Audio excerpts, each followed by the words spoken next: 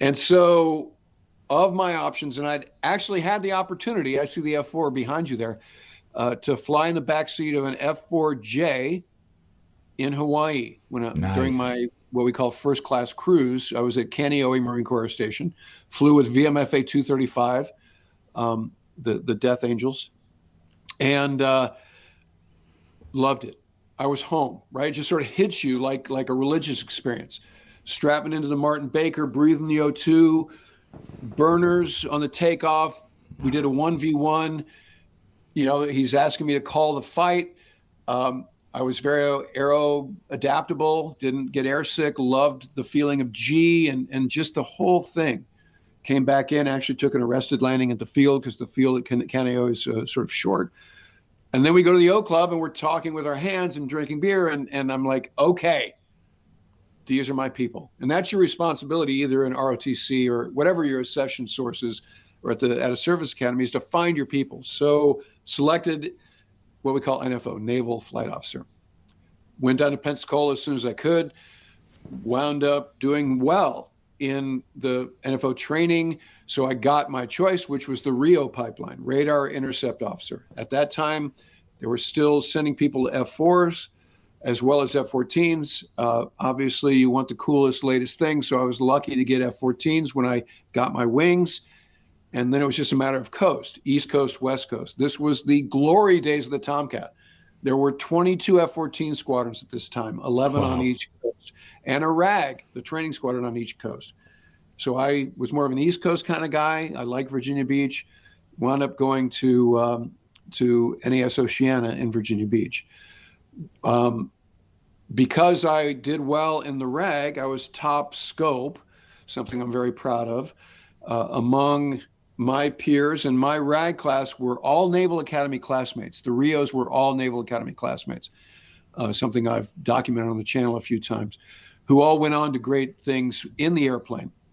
Not all of them are with us anymore, but I was very proud to be number one among those guys. But as a function of that, I was the number one draft pick to go to a fleet squadron. So I went to VF-32, the Swordsman, which has a very rich heritage. If you've seen the movie Devotion, Oh yeah. Jesse Brown and Thomas Hudner were in the Swordsman flying F-4Us in Korea.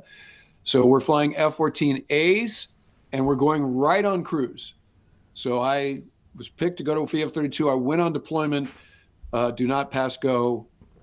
And that's a cool way to do it, really, because until you've had a deployment, you're a new guy.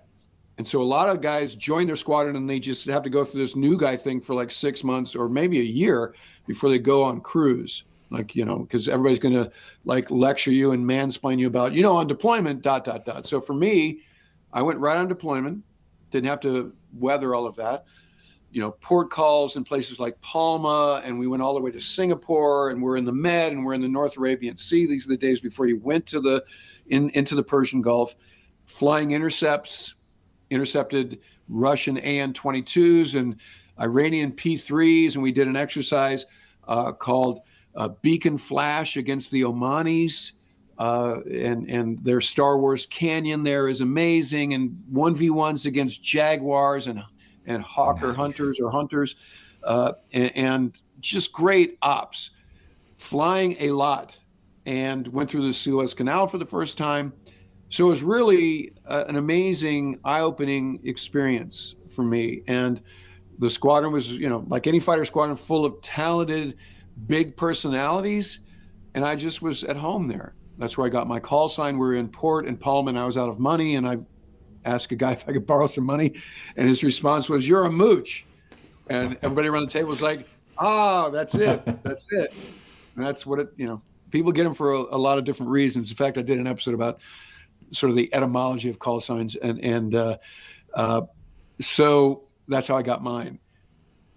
So go through that tour, cruised on Independence, and then we cross-decked over to Kennedy, which had just come out of the yards. So my first two deployments were on conventional carriers, something we don't have anymore. And that's pretty sporty habitability, right? I mean, the water tastes like JP5. Sometimes the showers don't work. Often the showers don't work. The AC will shut off for no reason from time to time. So you learn to appreciate creature comforts, but those ships work great. and I'm proud of my roughing it on conventional carriers in the early days. So finish that tour.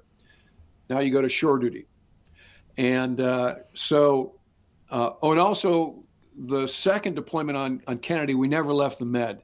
So this is a Cold War era deployment. So we're doing cat and mouse against the Russians, Krivaks and Sovremeni's and Moskva and, all of Kiev class and so forth. That was the name of the game. And pulling into a lot of ports. So it was sort of what we call a love boat deployment, where we pull into port.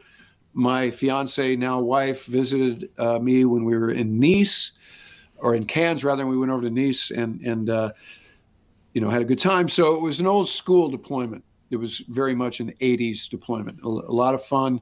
And again, the squadron was enjoyable. The CO kind of became the model for Soup Campbell and Punk's war, but that's a different story. And so shore duty time, I wanted to keep flying among my options because I really didn't do that great among my peers in terms of fitness reports in that during that deployment for a myriad reasons, and which in fact was the sort of impetus behind, or the momentum, the catalyst behind Punk's war. But I wound up being an instructor down at VT-86, which is the RIO training squadron, which was a lot of fun.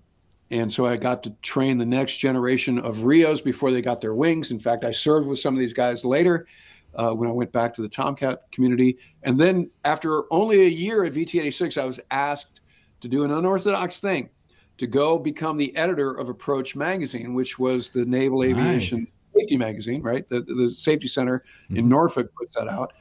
And the reason I got that job is because I had started doing a cartoon for Approach called Brown Shoes in Action Comics, which had sort of an underground, R. Crumb feel to it. It had a little bit of a seditious tone, but there was always this safety message baked in. I was kind of surprised what I got away with under that sort of platform. And the guy's name was Danger Boy. I'd actually been a cartoonist for the magazine, The Lampoon, at the Naval Academy too. And so I only know how to draw like one character, and Danger Boy looks a lot like this guy that was called Morty Mid back at the Naval Academy, and except Danger Boy has a cleft chin.